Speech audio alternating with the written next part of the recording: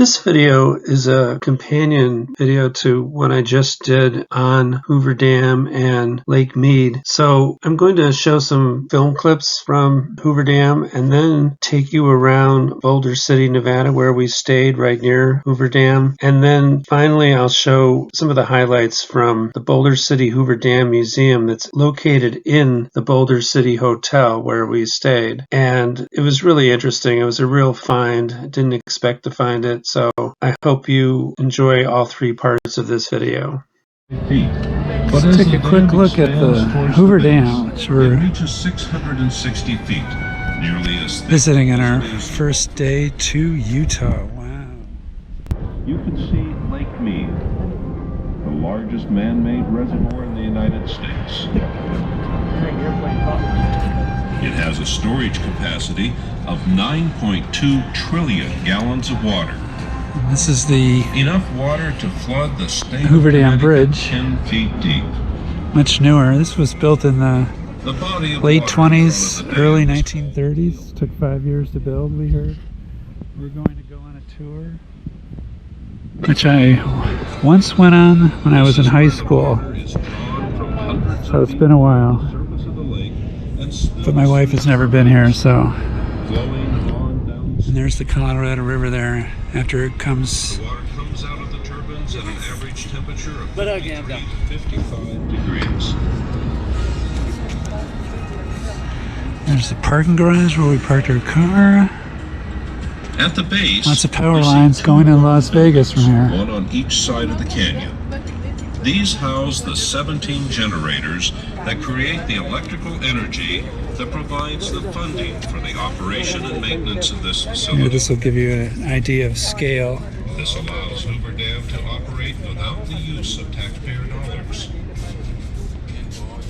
So it's taller than the Eiffel Tower and other famous places. This is called the takeoff structure. From the takeoff structure, the wires carry the electricity. This is in late May and it's already in the 90s. You can feel the heat as soon as you come out of the visitor center. Into the canyon. These are cantilever towers designed to ensure that the wires do not touch the walls of the canyon and short out. Now look downriver, midway on the canyon wall, and you will see a rectangular concrete building with 6 holes. This is the bow house. There are 2, one on each side of the canyon. There we are. Each building contains 2 90-inch jet flow gates. These gates allow us to run water around the turbines if necessary. I hope you could hear his narration. Stretching across the canyon are 6 3.5-inch diameter cables. If you follow the cables to the right, you will see the lifting mechanism of the crane. This is totally awesome, isn't it? This is the original crane from the building of the dam.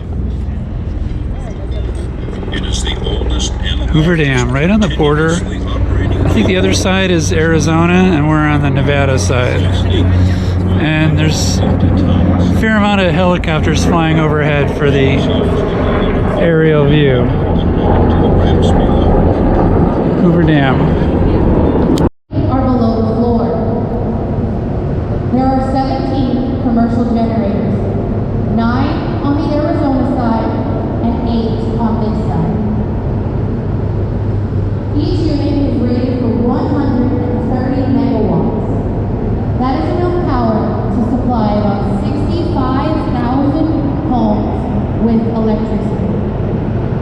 If all 17 units were working at maximum capacity, that would be about enough power for 1 million homes. For our power needs here, we use 2 Pelton water wheel generators. You can see one down there behind the barrier. They are those rust-colored half circles sticking out of the ground. There is another one on the Arizona side. They supply power to this entire facility, including those elevators we used to get down here. She was saying before I turned this on that The dam is as thick as you can see to the wall at the end there, plus another 10 or so feet. And here's the dam itself. And now I'll take you to Boulder City, where we stayed after we took the tour of Hoover Dam. And I walked around the downtown area. It's really close to Hoover Dam, and Hoover Dam used to be called Boulder Dam. Everything was Boulder back in the day, and the hotel we stayed at was the Boulder Dam Hotel, which it is still called. Nice place to stay. This is a picture from the 1940s, early 1950s, I'd say. So we stayed here at the Boulder Dam Hotel in Boulder City, Nevada, which is just outside the Las Vegas area, down the road from Henderson, Nevada. And there were various restaurants here. We checked them out, but it had been a hot day when we visited Boulder Dam yesterday, and we just were looking for something a little on the lighter side. So we wound up going to Henderson and eating at a restaurant there, and then we came back, and when we came back there were various places that were having live music, including this place, and it's a brew pub. And we like Boulder City. It's nice. Boulder Dam Hotel. It's historic. I guess it was built in the early 1900s around the building of the Hoover Dam, and there's just really a good museum inside. The hotel occupies most of the first floor, and then the rooms you can stay in are on the second floor. So it's kind of like a little Santa Fe, New Mexico. It's got kind of an artistic vibe, and there's sculptures at various intersections. Kind of reminds us of what they did in Rapid City, South Dakota, with the presidential sculptures. And I don't think the sculptures here have any theme. Let's see, this one is Bouncin', 2009. But it's a cool idea.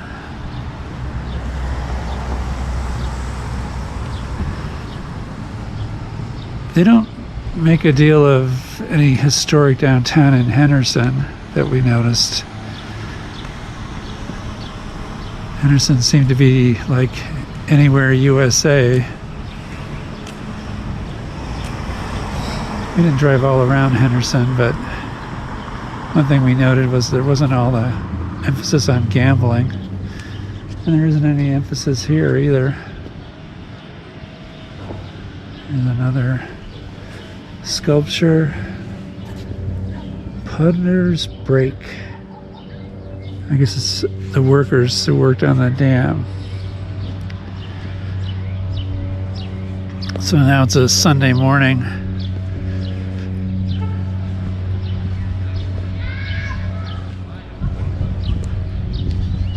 So just to give you a little flavor of Boulder City, it's nice. I would stay here at this hotel. I think our room is really nice, and the hotel is nice. It's another historic hotel that we like to stay at, like we did in Carlsbad, New Mexico, and a little off the beaten path, but still popular. Boulder City. This was a cute statue. Egg-Sighted, 2014, by Kimber Fiebiger. Little Humpty Dumpty action. Here's just a map of the historic district that they have on a kiosk here in town, so it's not huge. And here's our hotel, kind of in the middle of it. Boulder Dam Hotel. This museum is built into the Boulder City Hotel that we're staying at, and it just goes on and on. It's really something. Really well done.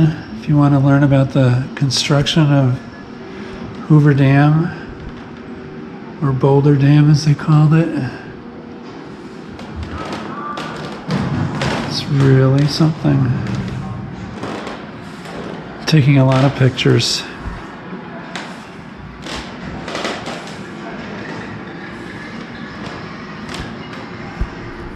So as I mentioned, when I go to a museum, a lot of times I like to take pictures, or when I'm out on a hike and there's informational signs, I just take pictures of the signs and I read them later. And I'm going to take you through some of the pictures that they showed at the Boulder Dam Museum in the Boulder Dam Hotel. And it's an interesting story of how the Hoover Dam was built. So this first picture is right when they were first starting construction. They had rerouted the river through tunnels. They backed it up with a small little dam, and then they've rerouted it around the site of the dam, and they're just getting started. And there was a lot of dynamite blasting, both for the tunnels that they rerouted the river through and also tunnels that are used for the dam itself today. And they did a lot of drilling into the rock too to break it up, and they had to use contraptions. This is kind of a rubber-tired vehicle that's up against the wall, and they're drilling it in different points. And then it came time for the pouring of the concrete, which was in June of 1933 was when they started. And they lowered a bucket of concrete 800 feet down to the bottom. So as the dam built up, at least it wasn't as long of a trip down with all that concrete. And then there were people who would spread the concrete out and level it for each layer. And this kind of dam did not use steel reinforcing bar. It just was concrete. But they did put cooling tubes in to help it cure faster. So here's a shot of it starting to come up out of the sort of a key that was built into the base of the riverbed. And you can see they just kept building rather thin building blocks up. There's a talk about, was anybody buried in the dam? Did anybody fall and was buried in the concrete? They said that actually wasn't possible because the layers weren't that thick. So if somebody had fallen in, they would have been able to see them and pull them out. Not to say that people didn't die on this project, but that there supposedly is no one actually buried in the dam. And here's kind of an artistic rendering of the dam coming up through a very narrow canyon. You can see why it's a good location for a dam, because it's a narrow canyon. So the dam doesn't have to be a mile wide. And here it's coming up further. And as I mentioned, they used cooling tubes, and they had a refrigeration plant to cool water that they would pipe through the dam. And I do not know whether those pipes were left in the dam and totally encased in concrete. I have a feeling they were, but not totally sure about that. Maybe somebody could answer that question. And then these were the boring out of the tunnels that we're building to have the water from the river go through the power generators, or to go around the dam if it was such a case that there was so much water that they had to release more water through a tunnel. And so one thing I noticed is back in the day, they had fairly big excavators and cranes and what have you, but the trucks were on the small side. So they had to use a lot of truckloads to truck things out of there. You can see how this excavator really dwarfs the dump truck. But this is back in the 1930s, and it's pretty interesting that they had this kind of technology back then. They were forward thinking, and this is much like the tunneling technology that's done today. And mind you, this is through solid rock, so it wasn't easy. They would measure their progress in feet per day. And then this is a huge steel section of a pipe that is going to go in the tunnel and then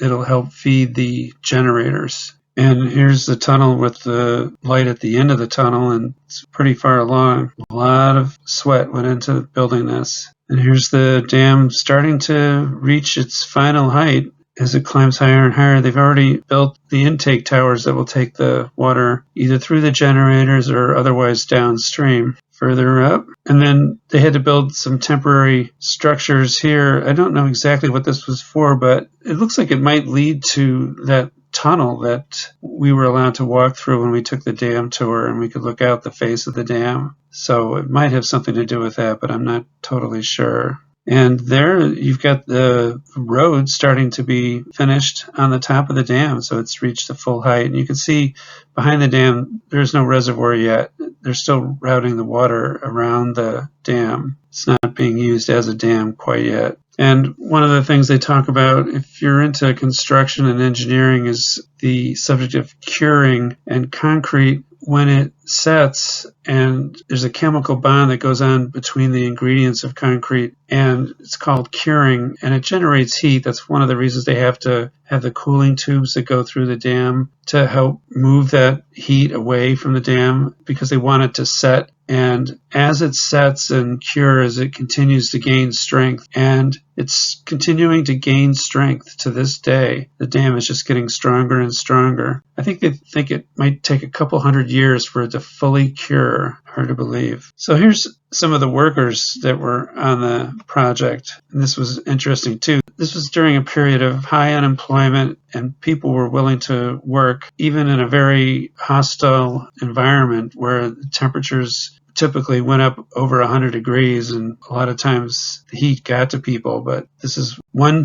short moment when they have their picture taken, and then they was back to work. And this is the way some people got to work in the morning. They brought them down on this huge hanging platform. So what a way to commute down from the top of the canyon down to the bottom. I didn't read about any accidents in people getting down to the canyon. There were other accidents, but at least it wasn't during the commute. Everybody looks pretty relaxed there. And here's a sample of concrete from the dam. They take core samples and measure its strength, and that's how they know that it continues to get stronger and stronger based on how much effort it takes to break the core sample. And they have little stories about some of the men and life-size pictures of them. So it makes it for an interesting walk through the museum. It humanizes things. And they talk about how daring it was for the people who had to sort of rappel down the sides of the canyon walls, people who were involved with using jackhammers while they're hanging from ropes, sitting on a little chair called a bosun's chair. What a way to pass your day. And for all that, if you made the top dollar, you made, well, back then it was $5.60 a day. That would be equivalent to like $16.25 an hour now. Assuming they only worked 8 hours in a shift, it might have worked longer, and so then the dollar per hour would be less in today's money. And they just show some of the tools of the trade, like a crowbar and a phone, so they can communicate between distant points. A lot of communication goes on in construction. So they wanted people to come out here and join the dam crew. But not everybody was invited. All the workers were pretty much 99% white, and there were very few minorities. These are Mexican workers and or Mexican American workers, but there were very few of them. And there were even less African Americans the construction companies sort of made the excuse that if they had more black workers on the job, they'd have to build separate dormitories and housing for them. So they didn't want to have to build two sets of housing. But that just shows you, in the 1930s, it was still a long ways away from today, that they were talking about in a state that wasn't even in the deep south. This is way out west, and they were still talking about having segregated facilities for the workers. So very few African Americans worked on the project. And the bosses on the job were tough. They were demanding. And particularly the man on the left here, his name was Red McCabe, and he was like a superintendent.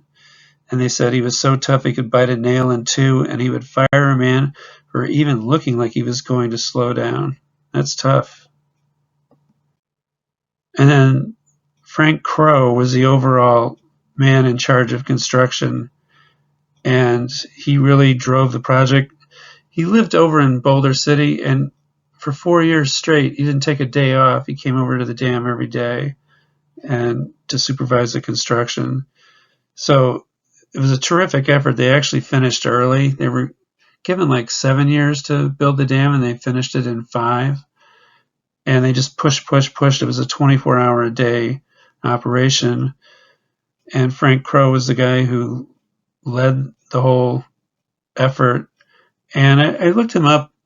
He retired, I think, in his late 50s, early 60s, and then he died soon after. He had a ranch, though, in Northern California that he had retired to. But he really put in his time. So hats off to all the workers that brought this dam to completion. And they provided housing for them in Boulder City, and they built the housing very quickly. And it kind of reminded me of, we have housing problems, homeless people these days. And here was an example of where they built individual, they call them dingbat houses, but they were wood, and they built them each in a day and maybe 2 days. And I don't know whether they had shared bathrooms or they each had their own bathroom, but they built them back then for, well, there was some discrepancy as to what it cost to build each house, but it's either $140 per house or $725 a house, quite a range. And in today's money, that would be roughly $3,200 or $16.5 thousand. So still pretty cheap, but it just made me think, could something like this be built for homeless people rather than have to live in tents on the street? If we could build this, even if they didn't last long and you'd have to rebuild them and stuff, at least it would have a regular roof over people's heads. So there's a lot of land out west. Of course, it's not in the cities. It's a whole other topic, but it just sort of made me think.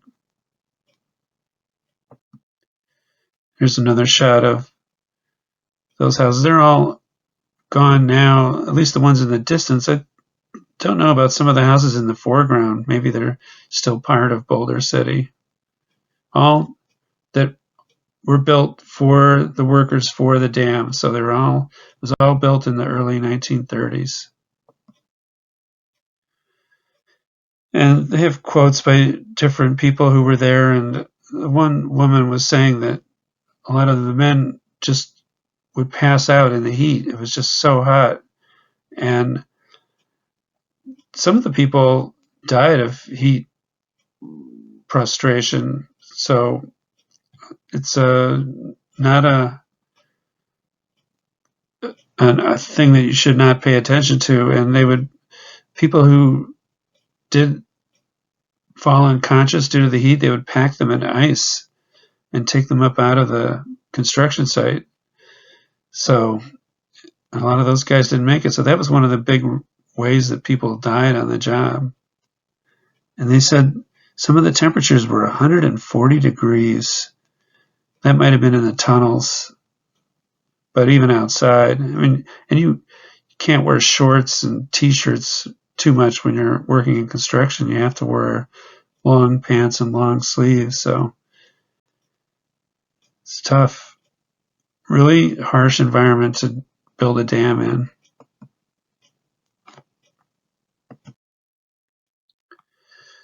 And people had a different attitude about deaths in construction. The commissioner of the federal department that was in charge of building the dam, the Bureau of Reclamation, he said, the deaths are deplored by all, but they have not been excessive when the difficult and dangerous character of the work is taken into account. So it gives you some perspective on the way people thought back then. So this just shows you another angle of the dam, still not completed, but it shows you the intake areas for the spillways in case the reservoir ever reached maximum height and would be threatening to go over the dam. They would send it through these spillways that go into tunnels. And here's the ribbon cutting day when everybody came to commemorate the completion of the dam, including the president, Franklin Delano Roosevelt, FDR, September 30th, 1935. And you can see his wife, Eleanor, she's wearing the white hat on the left.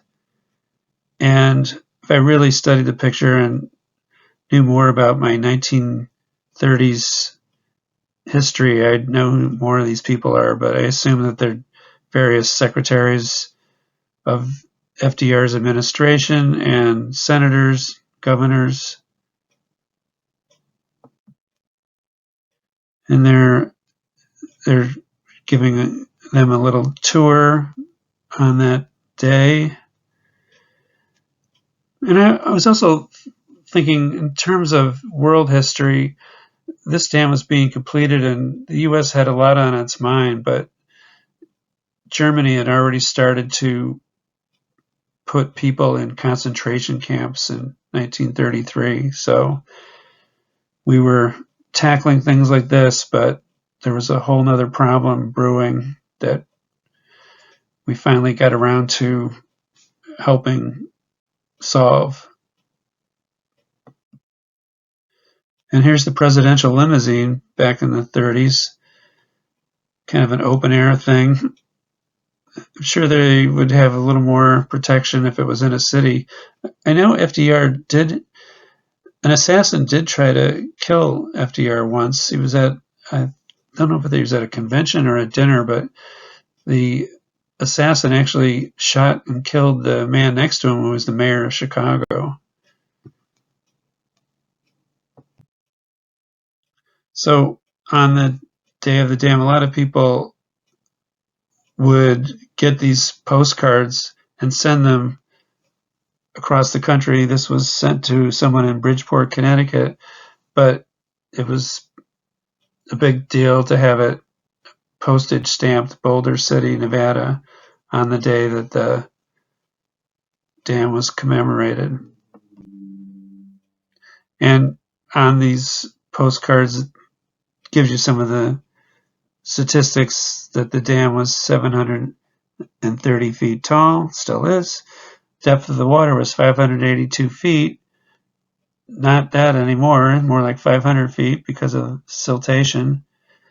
And it's 45 feet thick at the top and 650 feet thick at the bottom.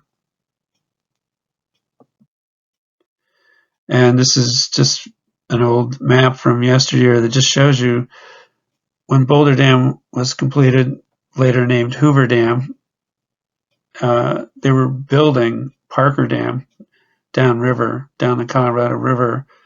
And a lot of people from California were excited about Boulder Dam or Hoover Dam, even though it was backing up the water in Nevada and Arizona, they were going to get a lot of that water after it went through Boulder Dam or Hoover Dam down to Parker Dam and Lake Havasu, and that's where it's then taken in an aqueduct over to the Los Angeles area. So there's a before and after picture of Black Canyon on the left and the completed Hoover Dam on the right. And it cost $49 million to build in the 1930s, and that would be worth about $1.15 billion in 2023. And I still think that that's a bargain for what you're getting. You see some of the cost of projects that are on the drawing boards. For example, in the New York area, a new tunnel that is to be built between New Jersey and Manhattan is supposed to cost like $20 billion. And then another tunnel that they're talking about someday building would go from Long Island up to Westchester County, north of New York City, so that people wouldn't have to come from Long Island and go through New York City and go elsewhere. They could bypass New York City. Anyway, that tunnel, it would cost $50 billion. So $1 billion sounds like a bargain compared to some of these other projects that are out there.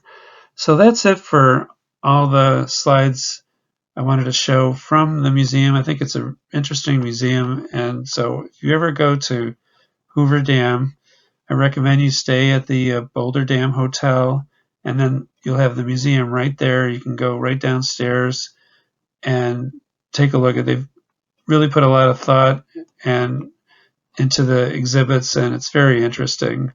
So I highly recommend it. So thanks for watching, and we'll see you in the next video.